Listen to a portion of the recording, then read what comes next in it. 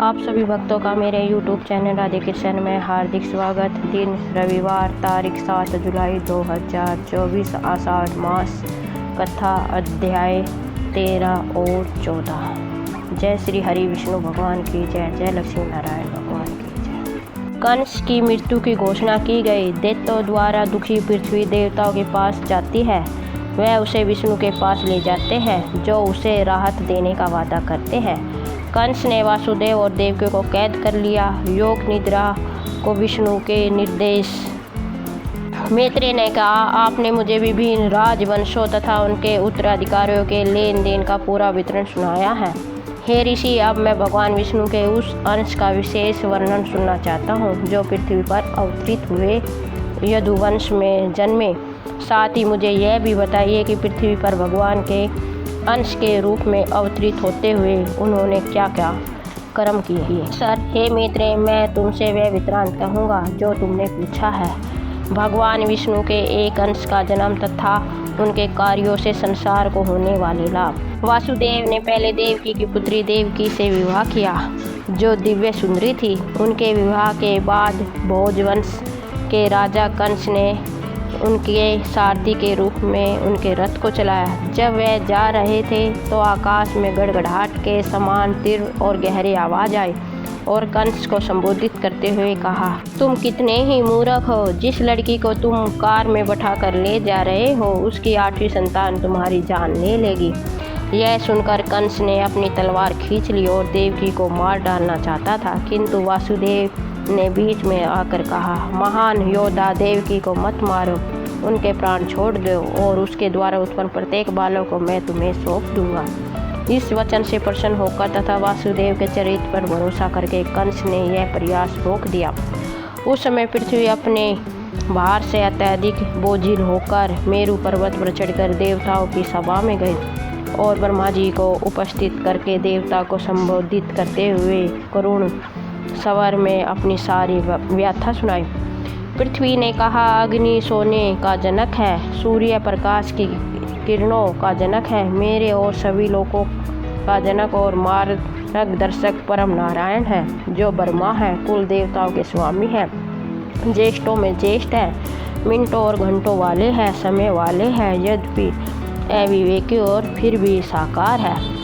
हे देवताओं, यह तुम्हारे समूह भगवान विष्णु का ही अंश है। सूर्य, वायु, ऋषिगण, रुद्र, वसु, अश्विन, अग्नि, ब्रह्मांड के रचिता, जिनमें अतिरिक्त प्रथम है, यह सभी महाबली और भगवान विष्णु के ही रूप है।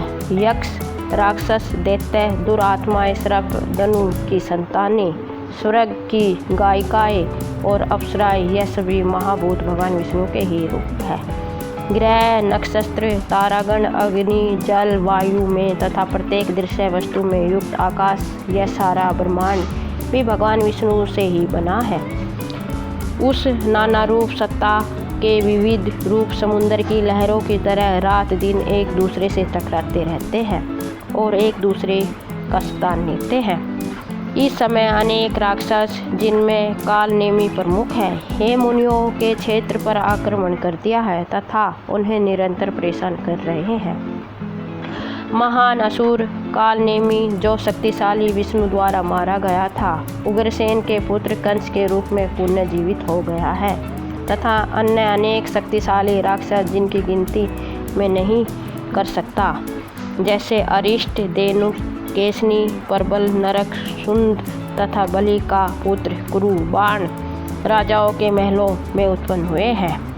असंख्य अभिमानी और शक्तिशाली आत्माएं राक्षस जाति के प्रमुख दिव्य रूप धारण करके अब पृथ्वी पर विचरण कर रहे हैं और अपने ऊपर लगे हुए भार के नीचे स्वयं को माल पाने में असमर्थ होकर मैं सहायता के लिए आपके पास आई हूँ। हे महान देवताओं, आप ऐसा कार्य करें कि मैं अपने भार से मुक्त हो जाऊं, अन्यथा मैं असहाय होकर अधोलोक में डूब जाऊंगी। जब देवताओं ने पृथ्वी की यह शिकायत सुनी तो ब्रह्मा ने उनके अनुरोध पर उन्हें समझाया कि उसका बोझ कैसे हल्का किया जा सकता है। ब्रह्मा जी ने कहा, देवों, पृथ्वी ने जो कुछ कहा है वह निस्संदेह सत्य है। मैं महादेव तथा आप सभी नारायण ही हैं। लेकिन उनकी शक्ति के प्रतिरूपण हमेशा परस्पर अस्थिर रहते हैं और अधिकता या कमी का संकेत बलवान की प्रबलता और दुर्बल की दुर्बलता से होता है। इसलिए आओ हम क्षीर सागर के उत्तरी तट पर चले और श्री हरि की स्तुति करें। जो कुछ हमने सुना है उसे उन्हें सुनाइए। वह जो सबकी आत्मा है तथा जिससे यह ब्रह्मांड बना है, निरंतर पृथ्वी के लिए अपने सार के एक छोटे से अंश के साथ नीचे धर्म की स्थापना करने के लिए अवतरित होता है।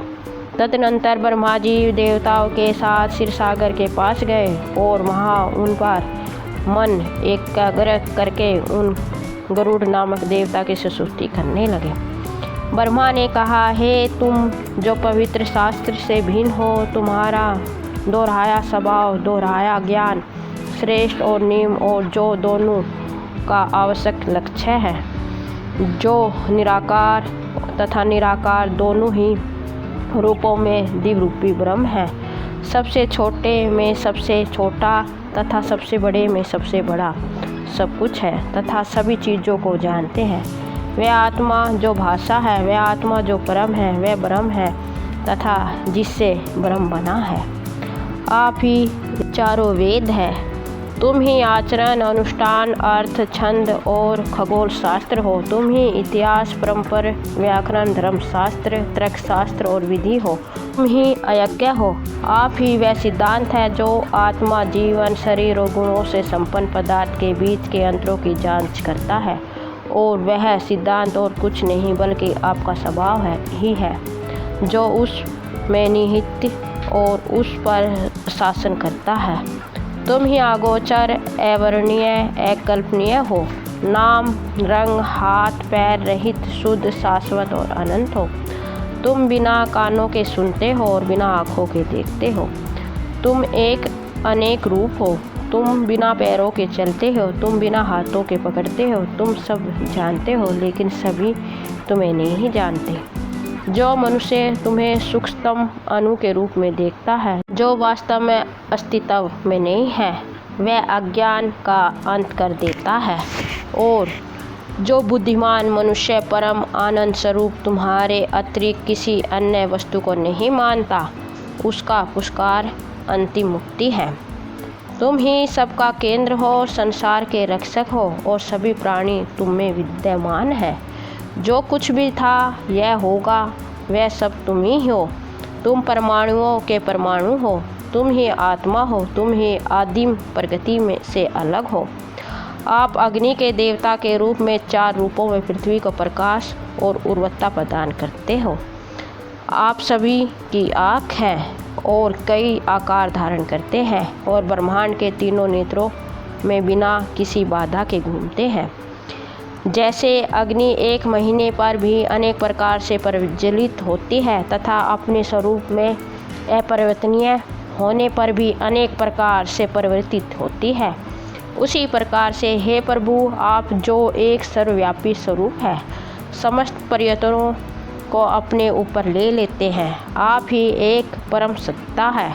आप ही वह परम सत्ता है और शाश्वत अवस्था है जिसे ज्ञानी लोग ज्ञान की आंखों से देखते हैं। हे प्रभु, आपके अलावा और कुछ नहीं है और कुछ भी कभी नहीं हुआ और कभी नहीं होगा। आप पृथक तथा अवंछित, सार्वभौमिक तथा व्यष्ट, सर्वज्ञ, सर्वदर्शी, सर्वशक्तिमान, समस्त ज्ञान, शक्ति तथा सामर्थ्य से युक्त है। तुम न घट सकते हो न बढ़ सकते हो। तुम स्वतंत्र हो, अनादि हो, तुम सबके अधीन हो। तुम थकान, आलस्य, भय, क्रोध या इच्छा से अप्रभावित हो। तुम मिट्टी से मुक्त, सर्वोत्तम, दयालु, एक रूप, अविनाशी, सबके स्वामी, सबका आधार, प्रकाश का स्रोत, अविनाशी हो। भौतिक आवरणों से अछूते, संवेदनशील, कल्पनाओं से अछूते, मौलिक तत्वों के समुच्चय, सर्वोत्तम आत्मा, आपकी आराधना हो। हे ब्रह्मांड में व्याप्त आप पुण्य या पाप के इस परिणाम स्वरूप या दोनों के मिश्रण से नहीं बल्कि संसार में धर्म की रक्षा के एकमात्र उद्देश्य से आकार ग्रहण करते हैं। अजन्मा विश्वरूपधारी हरि ने अपने मानसिक कान से यह स्तुतियाँ सुनी और प्रसन्न होकर ब्रह्मा से इस प्रकार बोले, हे ब्रह्मा, मुझे बताओ कि आप और देवता क्या चाहते हैं। साहसपूर्वक बोलो, सफलता का विश्वास रखो। ब्रह्मा ने हरि के दिव्य विष रूप को देखकर तुरंत दंडवत प्रणाम किया और पुनः स्तुति की। हे सहस्त्र रूप वाले, सहस्त्र भुजाओं वाले, अनेक नेत्रों वाले, अनेक पैरों वाले, सृष्टि पालन संहार के असीम रचिता, सूक्ष्म में भी सूक्ष्म, महानतम में भी विशाल, प्रगति, बुद्धि और चेतना स्वरूप तथा उन सिद्धांतों के आध्यात्मिक मूल से भी भिन्न आत्मा स्वरूप आपकी जय हो। आप हम पर कृपा करें। हे प्रभु, देखो यह पृथ्वी शक्तिशाली असुरों द्वारा दुखी होकर तथा अपने पर्वतीय तहखानों तक हिलकर अपने भार से मुक्ति पाने के लिए अपने अजय रक्षक आपके पास आ रही है। देखो, मैं इंद्र, अश्वनी, वरुण, यम, रुद्र, वसु, सूर्य, वायु, अग्नि तथा अन्य सभी देवता जो कुछ तुम चाहो उसे करने के लिए तैयार है। हे देवताओं के स्वामी, आप जिनमें कोई दोष नहीं है, अपने सेवकों को आदेश दीजिए। देखिए, हम तैयार हैं। जब ब्रह्मा जी ने अपनी बात समाप्त की तो भगवान ने 2 बाल उखाड़े, एक सफ़ेद और एक काला। देवताओं से कहा, यह मेरे बाल पृथ्वी पर उतरेंगे और उसे उसके संकट के बोझ से मुक्त करेंगे। सभी देवता भी अपने अपने भाग में पृथ्वी पर उतरे, उन अभिमानी असुरों से युद्ध करें जो वहाँ सम्मिलित है और उन में से प्रत्येक का नाश हो जाएगा, इसमें संदेह न करें। वे मेरी मुरझाती आँखों की दृष्टि के सामने ही नष्ट हो जाएंगे। मेरे काले बाल वासुदेव की पत्नी देवकी के 8वें गर्भ में प्रकट होंगे, जो देवी के समान और कंस नामक राक्षस का वध करेंगे। ऐसा कहकर हरि अदृश्य हो गए और देवतागण उन्हें प्रणाम करते हुए अदृश्य होते हुए भी मेरु पर्वत की चोटी पर लौट गई, जहाँ से वे पृथ्वी पर उतरे थे। नारद मुनि ने कंस को बताया कि पृथ्वी के पालनहार भगवान विष्णु देव की 8वीं संतान होंगे। इस समाचार से क्रोधित होकर उन्होंने वासुदेव और देवकी दोनों को कारागार में डाल दिया। अपने वचन के अनुसार राजा ने प्रत्येक शिशु को जन्म लेते हुए कंस को सौंप दिया। ऐसा कहा जाता है कि यह 6 संतानें राक्षस हिरण्यकश्यप की संतान थीं, जिन्हें भगवान विष्णु के आदेश पर देवकी के गर्भ में स्थापित किया गया था। देवकी के विश्राम के समय देवी योग निद्रा द्वारा, जो भगवान विष्णु की महान मायावी शक्ति है, जिसके द्वारा पूर्ण अज्ञान के रूप में सारा संसार मोहित हो जाता है, विष्णु ने उससे कहा, हे निद्रा, तुम अधोलोक में जाओ और मेरी आज्ञा से उनके 6 राजकुमारों को देवकी के गर्भ में डाल दो। जब कंस इन दोनों को मार डालेगा तब 7वीं संतान शेष के अंश से उत्पन्न होगी, जो मेरा ही अंश है, और इसे तुम जन्म के समय से पहले गोकुल में रहने वाले वासुदेव की दूसरी पत्नी रोहिणी को सौंप दोगे। यह समाचार मिलेगा कि कारावास के भय और भोरराज के भय से देवकी का गर्भपात हो जाता है। माता के गर्भ से उत्पन्न होने पर वह बालक संकर्षण नाम से जाना जाएगा। वह वीर बलवान होगा, उसका शरीर और रंग श्वेत पर्वत की चोटी के समान होगा। मैं स्वयं देवकी के 8वें गर्भ में अवतार लूँगा और तुम तुरंत यशोदा की भूरण संतान के समान स्वरूप धारण करोगे। वर्षा ऋतु में नव मास के कृष्ण पक्ष की अष्टमी की रात्रि में मेरा जन्म होगा और 9वीं तिथि को तुम्हारा जन्म होगा। मेरी शक्ति से प्रेरित होकर और सहायता पाकर वासुदेव मुझे यशोदा की सैया पर ले जाएंगे और तुम्हें देवकी की सैया पर। कंस तुम्हें पकड़कर पत्थर पर पटक देगा, किंतु तुम उसके चंगुल से छूटकर आकाश में चली जाओगे, जहाँ 100 नेत्रों वाला इंद्र तुम्हें नमस्कार करेगा तथा तुम्हें प्रणाम करके अपनी बहन मानेगा। सुम निशुम तथा अन्य अनेक राक्षसों का वध करके तुम पृथ्वी को अनेक स्थानों पर पवित्र करोगे। तुम ही धन, संतान, यश, धैर्य, स्वर्ग और पृथ्वी, धैर्यशील, पोषण, भोर तथा अन्य सभी स्त्रियां, रूप या संपत्ति हो। जो लोग प्रातः और सायकाल तुम्हें आदर और स्तुति के साथ पुकारते हैं और तुम्हें आर्य, दुर्गा, वेद, गर्भा, अंबिका, भद्रा, भद्रकाली, सेमी या सेमकारी कहते हैं, वह मेरी कृपा से जो कुछ चाहेंगे उसे प्राप्त करेंगे। मदिरा, मांस और विभिन्न भोज पदार्थों के प्रसाद से प्रसन्न होकर तुम मनुष्यों को उनकी सभी प्रार्थनाएं प्रदान करोगे। मेरी कृपा से सभी मनुष्य तुम पर सदैव विश्वास रखेंगे। इस बात का आश्वासन पाकर हे देवी जाओ और मेरी आज्ञाओं का पालन करो। इस प्रकार आषाढ़ मास का 13वां अध्याय समाप्त। 14वां अध्याय शुरू। जय श्री हरि विष्णु भगवान की जय। जय लक्ष्मी नारायण भगवान की जय। इस प्रकार देवों के देव भगवान के आदेश से जगत की धाय जगदात्री ने 6 भ्रूणों को देवकी के गर्भ में डाल दिया और एक कल्प के बाद 7वें भ्रूण को रोहिणी के गर्भ में स्थान कर दिया। तब पश्चात तीनों लोकों के लाभ के लिए हरि ने पूर्व राजकुमारी के गर्भ में अवतार लिया। वो योग निद्रा ने यशोदा के गर्भ में अवतार लिया, जैसा कि परम भगवान विष्णु ने आदेश दिया था। जब भगवान विष्णु का अंश पृथ्वी पर समावित हो गया तो आकाश में ग्रह नक्षत्र शानदार क्रम में घूमने लगे तथा ऋतुएं नियमित और सुखद हो गए। कोई भी व्यक्ति देवकी को उसके तेज से निहारना सहन नहीं कर सकता था और जो लोग उसके तेज का चिंतन करते थे उनके मन व्याकुल हो जाते थे। जब से भगवान विष्णु उसके स्वरूप में समाये थे तब से मनुष्यों के लिए अदृश्य देवता भी निरंतर उनकी स्तुति करते रहते हैं। देवताओं ने कहा, तुम ही वही अनंत और सूक्ष्म प्रकृति जिसने पहले ब्रह्मा को अपने गर्भ में धारण किया था। तब तुम वाणी की देवी, ब्रह्मांड की निर्माता की शक्ति और वेदों की जननी थी।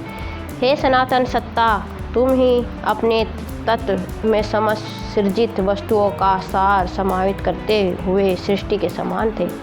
तुम त्रिरूपी यज्ञ के जनक हो, तुम ही समस्त वस्तुओं के बीज हो, तुम ही यज्ञ हो जिससे सभी फल उत्पन्न होते हैं, तुम ही लकड़ी हो जिसके घर्षण से अग्नि उत्पन्न होती है। आदित्य के रूप में तुम देवताओं की माता हो, दीप्ति के रूप में तुम दैत्यों की माता हो, जो उनके शत्रु है। तुम प्रकाश हो जिससे दिन उत्पन्न होते हैं, तुम निर्मलता हो जो सच्ची बुद्धि की जननी हो।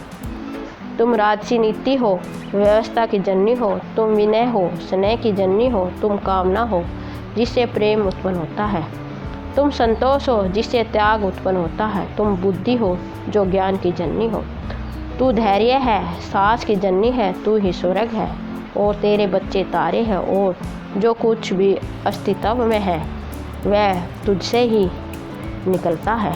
हे देवी, ऐसी तथा हजारों ऐसी तेरी महान क्षमताएं हैं और हे जगत की माता, तेरे गर्भ की विशेष वस्तु भी असंख्य है।